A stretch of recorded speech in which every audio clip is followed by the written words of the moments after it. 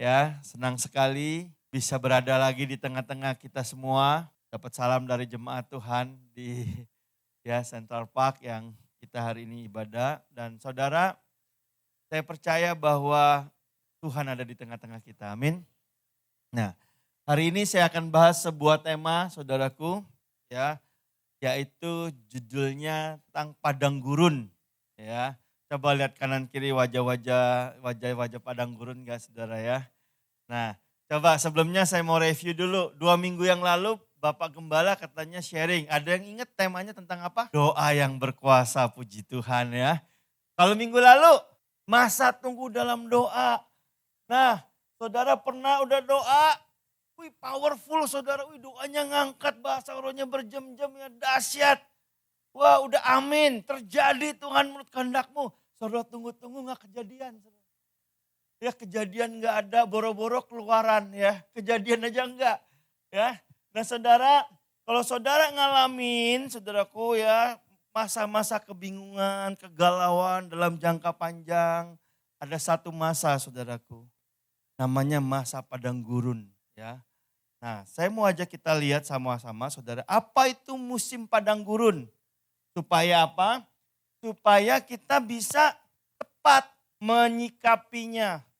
Karena ada banyak orang waktu dibawa ke padang gurun, dia mati di padang gurun saudara. Bangsa Israel banyak yang keluar dari Mesir, ngelihat banyak mujizat, ngelihat banyak kebesaran Tuhan, laut terbelah. Tapi mereka gak sampai tanah Kanaan, mati di padang gurun. Coba lihat kanan kiri saudara, ada wajah-wajah udah kecapean di padang gurun saudara. Nah saya mau aja kita lihat musim-musim padang gurun saudara ya. Ini padang gurun. Apa itu padang gurun? Padang gurun itu adalah masa yang paling gak enak. Masa yang paling wah. Tapi hampir semua hamba Tuhan, tokoh Alkitab ngalamin yang namanya padang gurun. Nah kita mau lihat saudara apa ciri-cirinya kalau saudara ada di musim padang gurun. Supaya saudara gak salah. Yang pertama saudaraku, tidak ada kehadiran Allah yang nyata. Allah selalu hadir tapi seringkali kita gak ngerasa Tuhan kok kayaknya nggak ada. Udah doa, udah bahasa roh, doanya juga berbagai macam gaya dari berdiri, nungging, tengkurap, rebah. Wah udah macam-macam tisu, udah nggak tahu berapa gulung habis saudara. Nah kalau saudara ngalamin ini dan nggak dapat jawaban, jangan-jangan saudara ada di musim padang gurun. Nah saudara Ayub 23 ayat 8 sampai 10 berkata gini. Sesungguhnya kalau aku berjalan ke timur, ia tidak di sana. Atau ke barat tidak kudapati dia. Di utara ku cari dia, ia tidak nampak. Aku berpaling ke selatan, aku tidak melihat dia. Saudara pernah ngalamin ini saudara? Ayub diuji, dicoba, hartanya habis. Anak-anaknya meninggal semua mati kena bencana. Istrinya meninggalkan dia. Kena sakit penyakit dalam pergumulan dia pakai kain kabung, pakai abu. Dia berdoa cari Tuhan. Ayat ini muncul saudara. Dia cari Tuhan kemana-mana gak ketemu. Tapi ini yang Ayub pegang saudara. Makanya Tuhan berkenan. Ayat 10 berkata, karena Tuhan tahu jalan hidupku. Seandainya ia menguji aku akan timbul seperti emas. Amin. Saudara lagi ngalamin padang gurun? Jangan takut. Tuhan uji supaya saudara jadi emas. Amin saudara. Haleluya. Nah ciri yang kedua saudara, Tuhan janji saudara ya, ciri kedua dari musim padang gurun, tapi janjinya ditunggu-tunggu nggak kejadian. Bayangin Abraham saudara umur 75 dapat janji Tuhan, keturunanmu akan seperti bintang di langit, pasir di laut. Nunggu sampai Sarah udah nggak dapat mens, belum punya keturunan. Jangankan menjadi bangsa yang besar, jadi keluarga berencana aja kagak. Saudara hari ini berapa banyak saudara yang nunggu doa ya. Kemarin itu dapat janji Tuhan. Wih saudara klaim-klaim ayat kayak takut Tuhan lupa gitu. Tuhan bukankah engkau berjanji Tuhan ya. Tapi gak kejadian-kejadian saudara. Nah lihat saudara, kalau saudara ngalamin itu mungkin saudara ada di padang gurun. Bilangan pasal 16 ayat yang ke-13 sampai yang ke-14 terjadi saudara. Ya bangsa Israel satu kali saudaraku lihat tanda-tanda mujizat. Saudara ikut Tuhan pernah ngalamin tanda mujizat? Sering. Puji Tuhan, mirip bangsa Israel ya Pak ya. Sering. Ya waktu dia udah keluar dari tanah Mesir, satu kali mereka sehari, mereka ngalamin mujizat loh. Burung puyuh tiba-tiba jadi jinak, memberi diri untuk dibarbeque. Roti mana saudara tiap pagi gak pernah absen, gak pernah kelupaan, gak pernah telat. Selalu ada setiap pagi. Tapi karena udah jalanin setahun, 2 tahun, 10 tahun, lama-lama kesel juga kan. Mana tanah yang penuh dengan madu dan susu, benar gak saudara?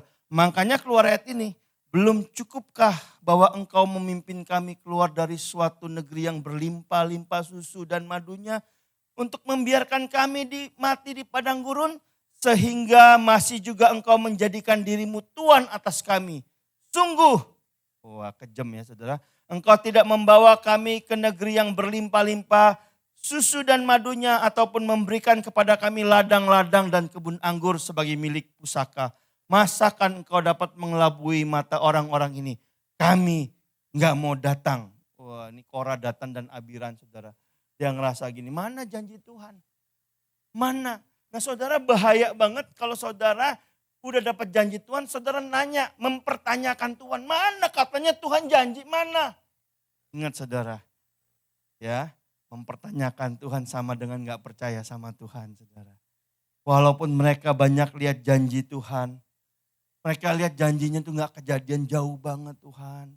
Tuhan janji waktu saya masih usia muda, sekarang rambut udah pada putih semua, kok mana Tuhan? Nah ini bahaya saudara ya.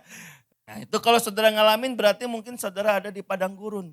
Nah yang ketiga saudara, padang gurun itu apa? Musim padang gurun itu apa? Tempat pencobaan dan pengujian. Supaya apa? Iblis mau saudara berhenti ikut Tuhan. Iblis mau supaya saudara berhenti melayani dan berbuat dosa. Awas saudara, hati-hati. Buktinya apa saudara? Lukas 3 ayat 21. Ya, nanti kalau saudara buka ayatnya nih sebentar. Lukas 3 ayat 21. Satu kali Yesus dibaptis. Lalu terdengar suara, inilah anakku yang kukasihi, kepadanya lah aku berkenan. Yesus dikasihi Tuhan enggak? Amin. Saudara dikasihi Tuhan enggak? Saudara, Tuhan berkenan enggak sama saudara? Amin. Tahu kalau Tuhan berkenan caranya gimana? Ayat Lukas 4 ayat 1. Satu halaman saudara. Yesus yang penuh dengan Roh Kudus kembali dari Sungai Yordan habis dibaptis. Dibawanya kemana?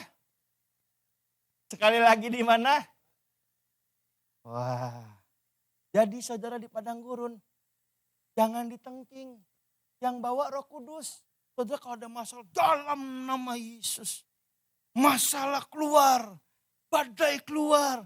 Kata malaikat, bro jangan ditengking. Emang dibawa sama Tuhan ke padang gurun. Tujuannya apa? Tujuannya supaya saudara diuji. Amin. Saudara bahasa roh kencang-kencang. Tuhan aku percaya janjimu Tuhan. Engkau iya dan amin. Oke kata Tuhan. Coba diuji beneran percaya apa enggak. Dimasukin ke padang gurun seminggu. 2 minggu. Sebulan. Wih. Mukanya jadi agak panjang saudara ya. Ya, mulutnya agak bimoli tuh, bibir manyun 5 mili saudara ya, agak maju ke depan saudara, udah mulai bersungut-sungut. Nah, hati-hati saudara. Untuk menguji kualitas saudara, Tuhan perlu bawa ke padang gurun. Untuk tahu Yesus itu berkenan sungguh-sungguh mengasihi Bapa di surga, dibawa ke padang gurun. Uji. Inilah anakku yang kukasih. Ujiannya apa? Kalau kamu adalah anak Allah. Jadikan batu ini menjadi roti. Inilah anakku yang kukasihi. Kepadanya lah aku berkenan. Ujiannya apa? Kalau kamu memang anak Allah. Jatuhkan dirimu dari atas bait suci. Saudara, kalau kamu benar-benar anak Allah. Sembah aku. Seisi dunia ini aku berikan kepadamu. Wah saudara anak Allah diuji. Ya makin makin cinta Tuhan, kerjaan makin banyak. Waduh ya, ada banjir. Ya waduh, ke gereja repot. Ya banjir di mana-mana. Udah di rumah aja. Ujian banjir aja nggak lolos saudara. Tapi yang di sini lolos. Puji Tuhan ya saudara ya. Nah, berikutnya yang keempat, ciri padang gurun apa saudara? Allah memberikan apa yang dibutuhkan bukan yang diinginkan. Kita kan sebenarnya kebutuhannya emang gak banyak. Kemauannya yang banyak. Ya kan? Rumah cuma butuh satu. Karena ngeliat tetangga, beli rumah lagi. Wah, ya udah ada di Telegong pengen punya di Pik ya kan? Saudara ya bergumul akhirnya ya saudara. Tapi gak dapat saudara, kok gak ada berkat Tuhan ya gitu. Makan kebutuhan. Amin. Tapi kadang-kadang kita mau makannya yang lebih, yang mahal. Ya, waduh saudara. Waktu nggak dapat kita ngeliat orang posting-posting. Kayaknya enak banget ya. Homyang ya, cielah keluar negeri ya. Wah saudara, Allah beri apa yang saudara butuh bukan apa yang saudara ingin. Nah ayatnya ada di mana? Ulangan 8 ayat 2 sampai 5 nanti saudara baca aja. Tuhan bilang gini, ingatlah kepada seluruh perjalanan yang kulakukan atas kehendak Tuhan Allahmu di padang gurun selama 40 tahun. Jadi saudara di padang gurun atas kehendak siapa? Tuhan.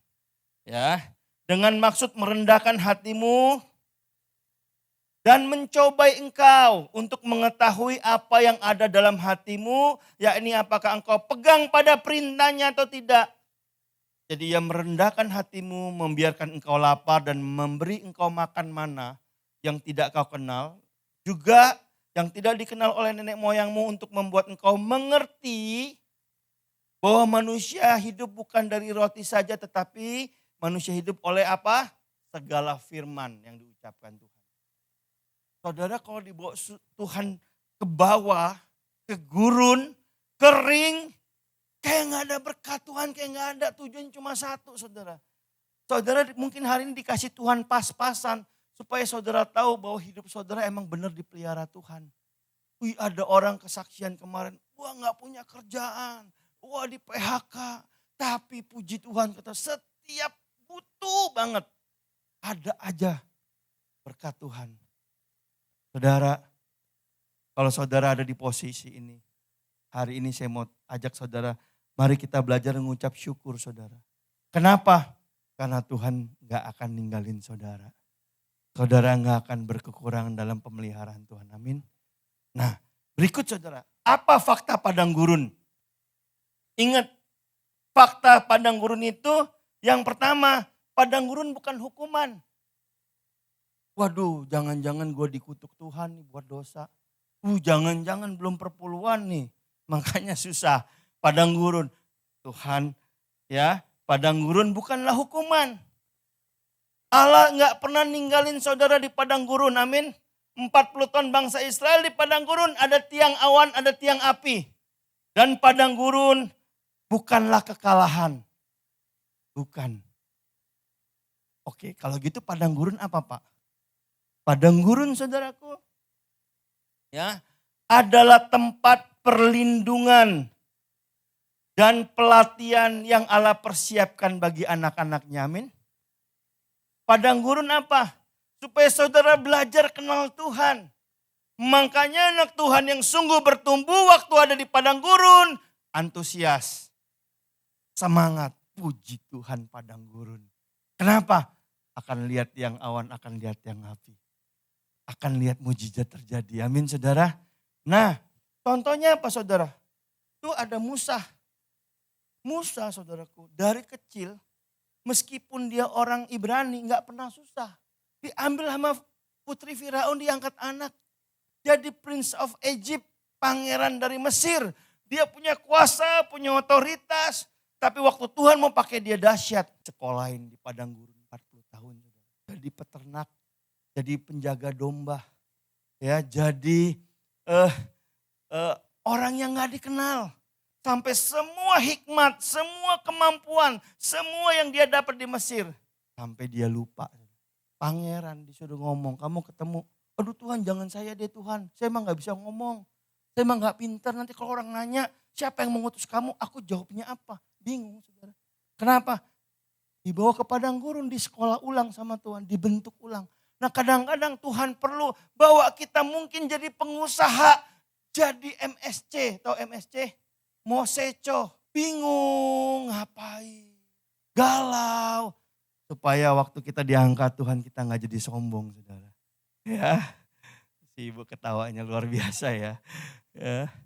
Nah, siapa lagi? Yusuf. Yusuf dapat visi jadi pemimpin. Tapi saudaraku, bukannya dia jadi pemimpin malah dia apa? Dijual. Dimasukin kemana? Sumur. Dijual. Jadi budak.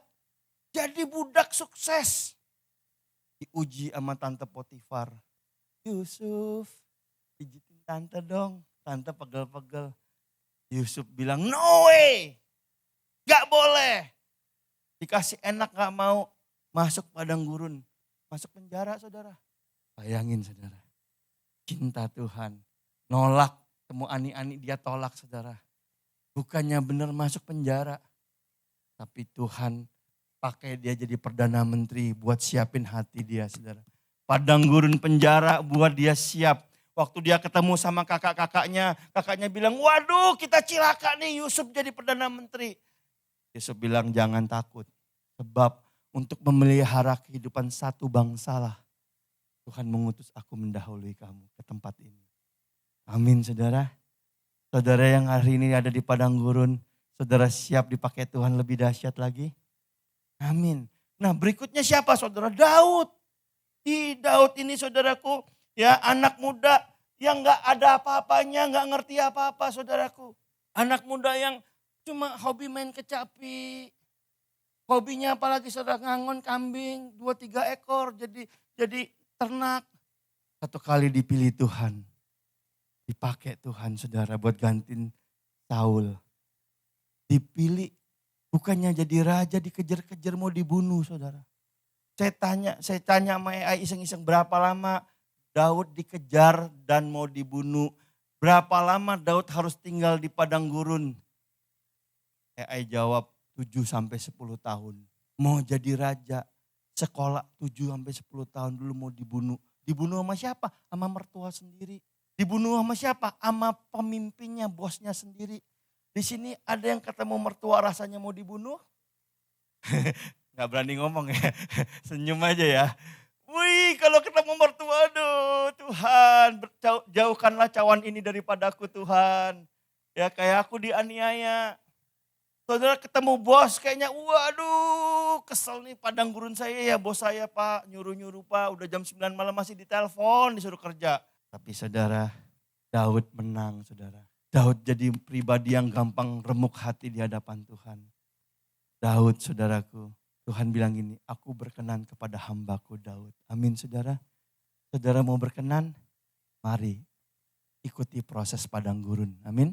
Padang gurun saudara enggak bisa diperpendek. Padang gurun saudaraku enggak bisa di skip.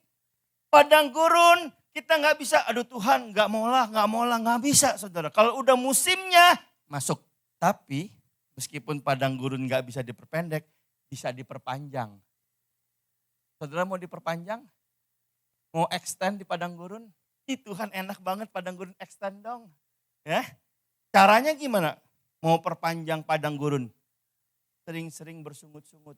Sering-sering komplain sama Tuhan. Bahkan nanti di ibadah kedua ini berseri ya.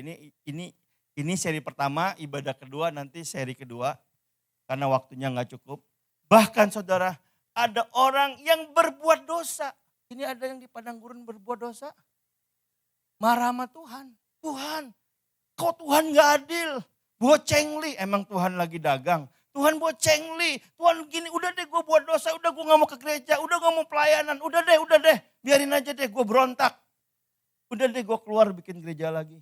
Waduh ngeri saudara. Ya, lebih panjang padang gurunnya. Coba lihat kanan kiri, ada yang mau lamaan di padang gurun? Hah? Mari saudara ya, Ini buat kita belajar sama-sama. Semua kita pasti padang gurun.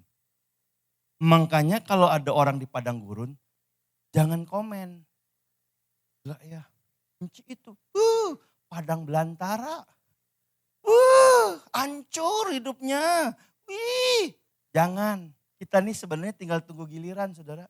Loh, bukannya saya nyumpain. Tapi memang semua kita perlu diproses kan. Nah, coba saya tanya nih. Anak kita sekolah dari SD kelas 1 sampai kelas 6. Ada ujian gak? Pernah dengar anak kita kalau lagi ngadepin ujian? Rewel. Aku gak mau belajar, aduh aku stres, aku capek. Gitu-gitu kan.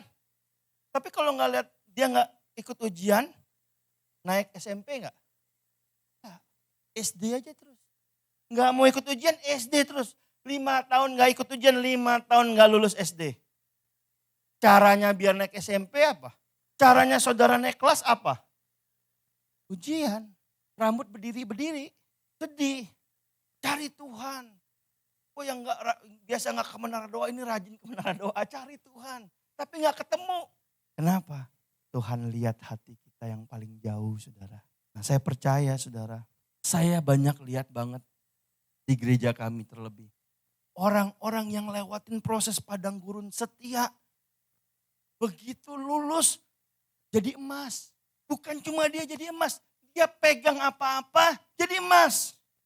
Pegang kerjaan baru, kang tahu baru, berhasil. Pegang lagi, berhasil. Bahkan dia gak minta Tuhan ketemuin sama orang-orang yang bawa dia kayak terus aja gitu. Tapi yang gak mau diproses. Gue gak mau apa? Kok orang ngatur hidup gue? Wah, udah repot saudara. Itu di tempat saya, di sini mah gak ada. Berapa banyak saudara yang mau lulus padang gurun? Amin. Nah saudara, ini slide yang terakhir saudara. Ya, Pengkhotbah 3 ayat yang ke-11. Ayatnya bilang begini. Ia menentukan waktu yang tepat untuk segala sesuatu. Ia memberikan kita keinginan untuk mengetahui hari depan. Tetapi kita tak sanggup mengerti perbuatan Allah dari awal sampai akhir. Ini dulu. Tahu gak saudara? Tuhan itu kasih kita waktu-waktu yang tepat. Ada Tuhan kasih kita waktu perkenanan. Ya, saudara ngalamin, berkat Tuhan, pernyataan, mimpi, penglihatan, amin. Tapi ada juga waktunya apa saudara? Kita pengen tahu hari depan gak tahu. Jadi kita cemas, khawatir. Ya ada yang anxiety, waduh gimana nih nanti ke depan, gimana nih nanti ke depan. Akhirnya kita bingung, galau, gak bisa doa, gak bisa pelayanan. Mikirin, waduh kalau nanti resesi gimana, oh nanti kalau Amerika perang gimana. Semua dipikirin. Sampai kita mikirin, kalau Pulau Jawa kebelah dua gimana, katanya akan ada terjadi gempa. Stres. Nanti kalau anak-anak kita gak bisa kerja karena ada AI gimana. Stres saudara. Nah Tuhan bilang gini saudara, Tuhan nentuin semuanya. Tapi kita gak bisa ngerti perbuatan Tuhan karena kita gak sanggup menyelaminya. Amin. Ayat 22 bilang apa saudara? Salomo bilang, kita gak sanggup mengerti. Sebab itu aku menyadari bahwa tidak ada yang lebih baik bagi manusia daripada menikmati hasil kerjanya. Selain itu tak ada yang dapat dilakukannya. Sebab ia tak mungkin mengetahui apa yang akan terjadi setelah ia mati. Amin. Salomo ngomong apa? Nikmatin aja apa yang ada di depanmu. Bersyukur sama Tuhan. Kalau hari ini kau ada di padang gurun, di dalam lembah kekelaman. Bersyukur. Karena dia adalah gembala yang baik. Tongkatnya dan gadanya akan menemani engkau saudara. Amin. Belajar saudaraku. Dalam lembah kekelaman. Waktu saudara cari Tuhan di musim-musim yang sulit. Belajar saudara. Tuhan gak pernah tinggalin saudara. Saudara bilang gimana caranya ngadepin. Nanti kita lihat ibadah kedua. Kalau saudara gak bisa datang lihat YouTube-nya. Tapi hari ini sebelum saya akhiri saudara ke Jembatan 5. Berapa banyak saudara yang hari ini ada dalam lembah kekelaman, dalam padang gurun. Mungkin saudara udah doa, udah nangis, sudah takut. Saudara mungkin ngomong di hati gini, Tuhan kalau aku ada kenapa-kenapa gimana anak-anak. Tuhan aku ada penyakit Tuhan, gimana Tuhan gak ada biaya. Tuhan bilang, segala sesuatu ada waktunya. Ada gak di sini yang gak bakalan meninggal? Gak ada. Semua kita bakal meninggal saudara. Kalau udah tua bakal sakit gak? Gak mau katanya. Gak mau Tuhan. Mau gak mau. Ada waktunya. Kalau Enci sampai umur 150 tahun repot Ci. Kasihan anak-anak. Ada waktunya. Tapi yang paling penting daripada sakit dan kematian adalah di mana waktu kita ngadepin kematian dan rasa sakit. Tapi tetap bersama Tuhan. Tetap muliain Tuhan. Saudara sakit, tapi saudara masih bisa doain orang. Bisa ingat waktu zaman COVID, saya sakit 10 hari, kurus 10 kilo. Iya ada yang nelpon minta didoain. Pak doain saya sesak napas dalam hati. Sama gue juga 80, udah pakai oksigen nih. Tapi masih bisa doain. Saudara saya, sosok saya. Masuk rumah sakit apa yang mesti pakai satu botol berapa belas juta. Dia cerita, doain. Dalam hati, aduh sana punya duit. Ini kagak punya, cuma punya Tuhan. Tapi masih bisa doain saudara. Kenapa saya yakin saya gak mati? Karena pekerjaan Tuhan belum selesai. Kalau udah selesai mah, mati juga seneng kita mah. Kata Paulus apa? Kalau tanya, aku pengennya mati. Tapi karena kamu, karena pekerjaan Kristus, aku hidup. Tapi kalau aku hidup bukan untuk aku lagi, tapi untuk Kristus yang sudah mati bagiku. Semua kita pasti ngalamin kok. Cici saya telepon saya. Sakit ini. Sama Ci. Tapi gimana dalam kondisi sakit? Kita tetap mempermuliakan Tuhan. Amin.